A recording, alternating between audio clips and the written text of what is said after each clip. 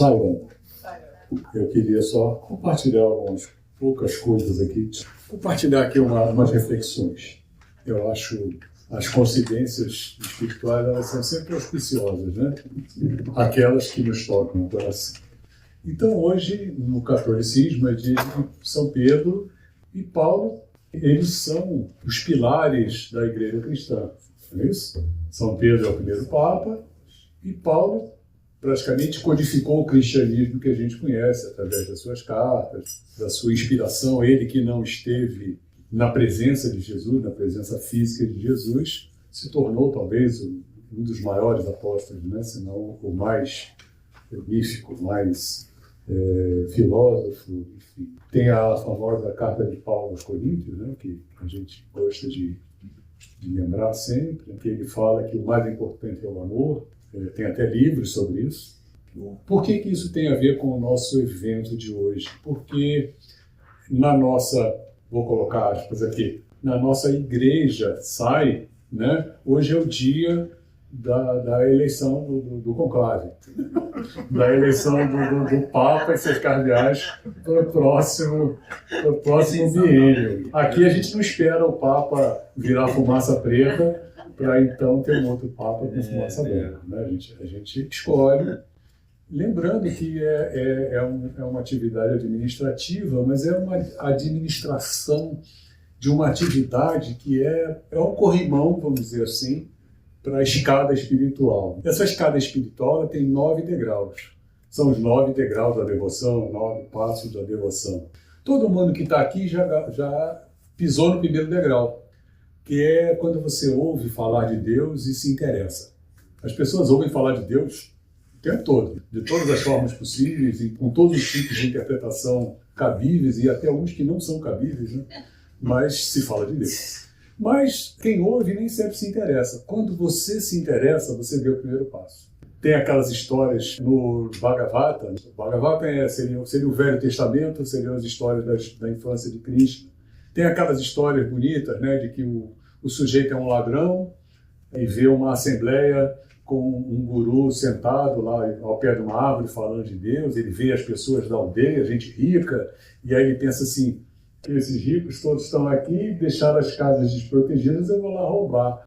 Aí ele vai prestar atenção para ver, deixa eu olhar para ver o que eles estão fazendo, para poder ver se eu tenho tempo de roubar ou não. De repente a palestra já está no fim.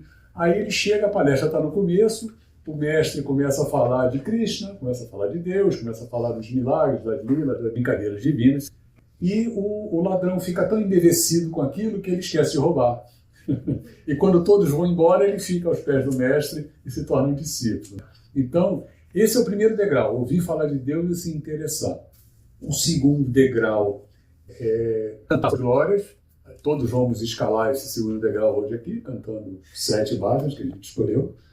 O terceiro degrau é Vishnu Smaranan, ou seja, lembrar-se de Deus constantemente.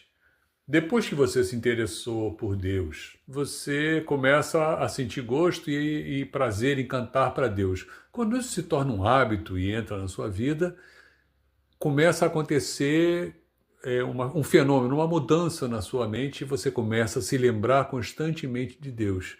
Você se lembra das músicas, se lembra do significado delas, percebe que isso tem um eco na sua vida, que aquilo que você canta é o que você sente, é aquilo que acontece com você. Esse é o terceiro degrau. O quarto degrau é servir aos pés do Senhor. Para Sevana, tá certo? É servir aos pés do Guru. É aquele serviço que se faz no centro. É esse cuidado de arrumar o altar, de ensaiar as músicas, de imprimir as folhinhas, de manter a casa funcionando. Esse é o Pada Sevana.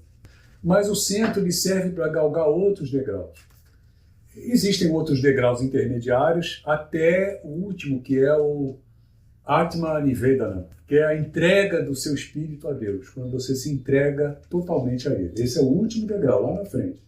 Antes desse degrau, eu vou descer então um degrauzinho, penúltimo degrau, que é a amizade com Deus, quando você se sente amigo dele. Você entende. A gente só é amigo de quem a gente confia, de quem a gente entende, que nos entende, né? A amizade é uma troca.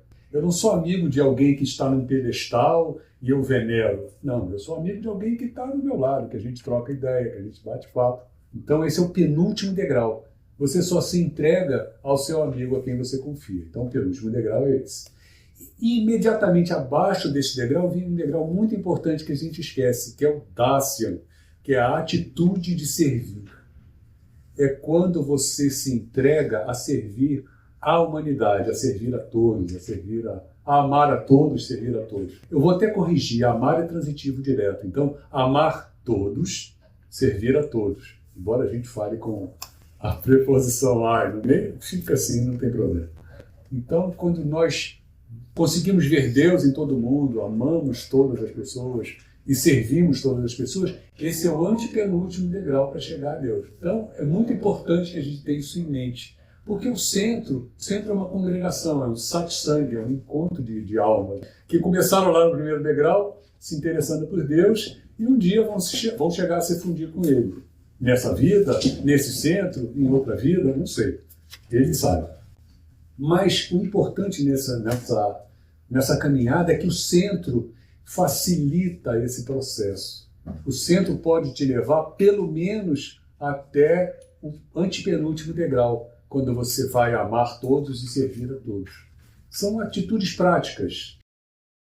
Eu estava aqui conversando com a Regina e me lembrei, no ano 2000 veio um expoente da organização SAID, então, o Diego Jagadish, ele deu uma palestra lá na Sala 1014, um centro de Copacabana grande, para quem não conheceu, e ele foi lá, falou, e ele lembrou, na época, o Samasta Loka, que a gente vai cantar no final, vai ser o último mantra que a gente vai cantar aqui hoje, ele se chamava Loka Samasta. Depois, estudando o sânscrito, eu descobri que tanto faz. O sânscrito é uma língua em que a ordem das palavras não importa. O que importa é a classificação de cada um. Então, Samasta Loka e Loka Samasta significam a mesma coisa. Mas vamos lá. Na época, se chamava Loka Samasta Sukhino Bhavantu. E o que quer dizer isso? Que todos os mundos sejam felizes. E aí, naquela época, como talvez ainda hoje, a gente se apega muito ao sentido místico, mântrico, esotérico, oculto das palavras, e ele existe, com certeza existe. Mas existe um sentido muito prático. Nós somos seres de ação, isso aqui é karma kshetra, né? É o campo da ação. Então, Samasta Loka Sukhino Bhavantu, ou Loka Samasta Sukhino Bhavantu, não é uma oração mística para que o mundo todo seja feliz com o nosso pensamento e as nossas vibrações positivas. Elas são importantes, mas não é esse o sentido. Quando eu digo Samasta Loka Sukhino Bhavantu, que todos os mundos sejam felizes, depois do Arati, eu estou dizendo, no Arati eu digo, tem oração, eu entrego a minha alma é o último degrau, é representativo daquele último degrau. Eu pego a cânfora, que simboliza o indivíduo, e queimo ela numa tigela, lá, numa colher, enfim, num recipiente, para poder essa cânfora se consumir totalmente. A cânfora simboliza o indivíduo. Qualquer um de nós, pegamos um tablete de cânfora, faça isso em casa. Você larga ali um tabletinho de cânfora e daqui a alguns dias ele sublimou. Ele passa diretamente do sólido para o gasoso, deixa um aroma, ele se sublima, ele vai embora. Assim é cada um de nós. Nós somos um corpo e um dia vamos deixar de ser, vamos nos sublimar. Ao longo de muitas vidas. Um dia a gente deixa de ser como a cânfora deixou de ser. Mas existe a outra maneira de entregar-se à divindade em sacrifício. E a chama simboliza isso. Eu coloco a cânfora em contato com fogo e ela queima sem deixar resíduo. Ela vai embora totalmente. Então eu digo que a minha vida seja essa luz. Que eu não precise voltar N vezes para esse mundo de sofrimento, de prazer e dor. Mas que nessa vida eu possa me entregar e me transformar numa chama que leve luz ao mundo.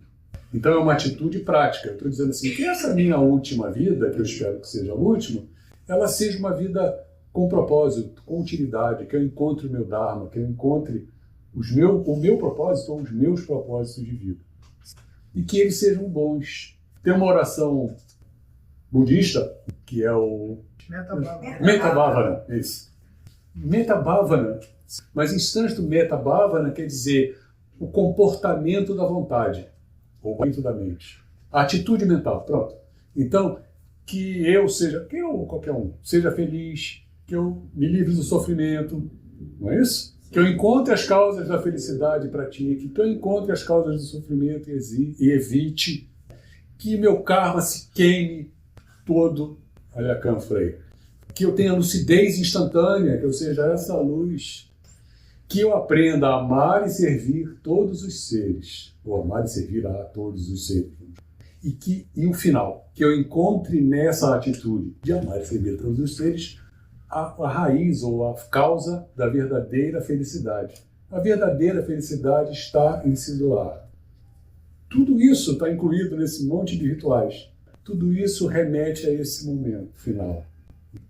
O Samastaloka, então, por sua vez, como é a última oração, eu sair daqui com o coração em festa, iluminado, esclarecido, feliz por participar da Sangha, feliz por estar nesse seva e ter feito alguma coisa de bom por ele. Então que eu possa sair daqui e fazer alguém feliz. Se eu não vou fazer o mundo todo feliz, talvez não, mas eu posso fazer um vizinho feliz, eu posso fazer a pessoa com quem eu vou encontrar no trânsito feliz, eu posso ter uma atitude pró-felicidade do outro. Se a gente conseguir isso, a gente está no antepenúltimo degrau dessa escalada até Deus. Os outros dois são íntimos. Eu vou desenvolver amizade com Deus. Ninguém precisa saber o que ele falou comigo. Certo? E a entrega, então, nem se fala. Ninguém sabe o que é, porque quem se entregou não volta para contar. Então, o último degrau que a gente pode galgar como espécie humana e como grupo de prática espiritual, como Sangha, como o que vocês queiram chamar, Centro Sai, igreja, que foi tão importante que Jesus empossou Pedro, quando ele ainda estava no corpo. Pedro, você vai ser a minha igreja, acabou. Ele talvez não fosse nem o mais indicado, mas ele foi. Ele assumiu e fez. Então, esse privilégio que a gente teve de conhecer uma encarnação humana em foto e vídeo, em profusão, todo mundo pode ver e olhar e se deliciar com ele. Você não depende da pintura de um artista, você tem fotos, vídeos, imagens, palavras gravadas em discursos, em livros, impressa e falada, televisada. Então, se a gente tem essa oportunidade, que a gente possa, como Sangha, como representantes administrativos dessa organização, que a gente possa levar-nos todos entre nós, pelo menos até esse antepenúltimo degrau. Tá bom? Então é isso que eu desejo para todo mundo, que todos sejam felizes. Samastaloka, isso aqui no Vavão. Saira.